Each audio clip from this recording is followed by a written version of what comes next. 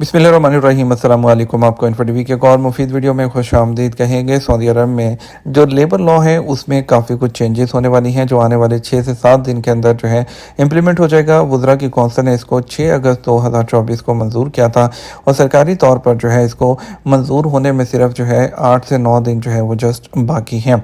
इसमें कौन कौन सी चेंजेस की गई हैं और इसमें गैर मुल्कियों को कौन कौन सी चीज़ों में फ़ायदा होगा, क्या क्या चीज़ें होंगी, इससे कितने दिनों में ये जो है इम्प्लीमेंट होंगी, आज के वीडियो में बात करेंगे। तो चैनल पर नए हैं तो सब्सक्राइब कर लें, वीडियो को लाइक और शेयर भी करें और इसके अलावा घंटी के निशान को दबाना मत भूलिएगा और वीडियो को शेयर भी ज़रूर कीजिएगा। तो चलिए टॉपिक की तरफ चलते हैं। सबसे पहले तो जो पहली इसमें बड़ी चेंज होने वाली है वो एग्रीमेंट से मुतल्लिक है। एग्रीमेंट के लिए ये है कि जो भी आपकी जॉब होगी उसका रिटन एग्रीमेंट होना चाहिए और रिटन एग्रीमेंट पर आपकी जो लास्ट डेट है वो कॉन्ट्रैक्ट की मेंशन होनी चाहिए। अगर तो कॉन्ट्रैक्ट की लास्ट डेट मेंशन नहीं है तो उसको 1 साल के लिए जो है वो कंसीडर किया जाएगा और अगर जो एग्रीमेंट है वो ख़त्म हो जाता है लेकिन आप काम जारी रखते हैं तो उसकी मुद्दत के लिए यानी कि ऑटोमेटिक उसकी तजदीद हो जाएगी। ठीक है। और सेकंड चीज़ जो हुई है उसमें यह कि पहले जो परमिशन पीरियड जो या तजर्बाती मुद्दत होती थी जब आप आते थे वो 90 दिन तक होता था। ठीक है। अब इसको बढ़ाकर 180 दिन तक कर दिया गया है, लेकिन इसमें ये दोनों को फ़ायदा है कि 180 दिन के अंदर अंदर आप भी चाहें तो बिना किसी परेशानी के छोड़ के जा सकते हैं और कफ़ील भी चाहे तो आपको बिना किसी परेशानी के निकाल सकता है। ठीक है। और इसमें जो इसके अलावा जो नोटिस पीरियड होता था अगर तो कफ़ील की जानब से है तो वो 60 दिन का दिया जाएगा और मुलाजमीन के लिए 30 दिन की जो मुद्दत है वो रखी गई है।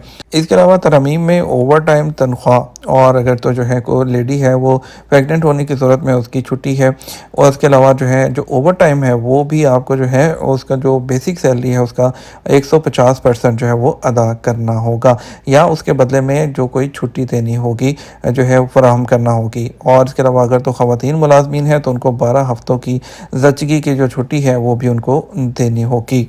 और खुदा न खास्ता अगर किसी के जो है बहन या भाई की मौत वाक़ हो जाती है तो भी उनको जो है वो 3 दिन की जो छुट्टी है वो भी देने का जो है उसमें राइट रखा गया है।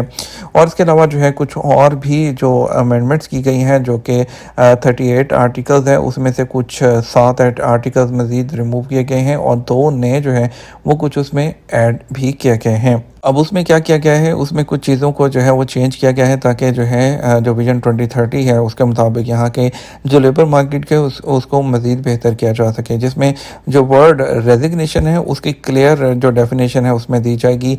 जो एम्प्लॉय है जो कि उसके जो राइट्स हैं उसको प्रोटेक्ट करने के लिए किया जाएगा।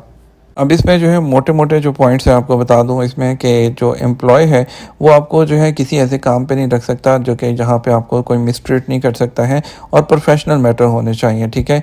और इसके अलावा पेड लीव्स के बारे में बताया गया है, ओवर टाइम है और इसमें आपके जो ट्रेनिंग राइट्स और ड्यूटीज़ हैं नए कानून में। इसके अलावा जो मेटर्निटी लीव्स हैं जो कि फ़ीमेल वर्कर्स हैं उसको बढ़ा दिया गया है।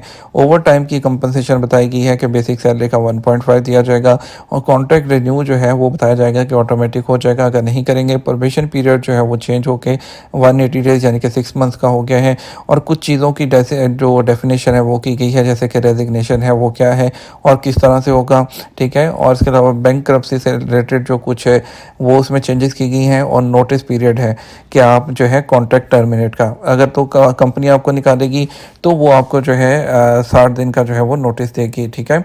और अगर तो जो है आप एम्प्लॉय देता है तो वो 30 डेज़ का नोटिस दे के तो अपनी जॉब छोड़ सकता है और दूसरी जगह जा सकता है। उम्मीद करते हैं आपको वीडियो पसंद आएगी। वीडियो को लाइक और शेयर कीजिएगा। अस्सलाम वालेकुम।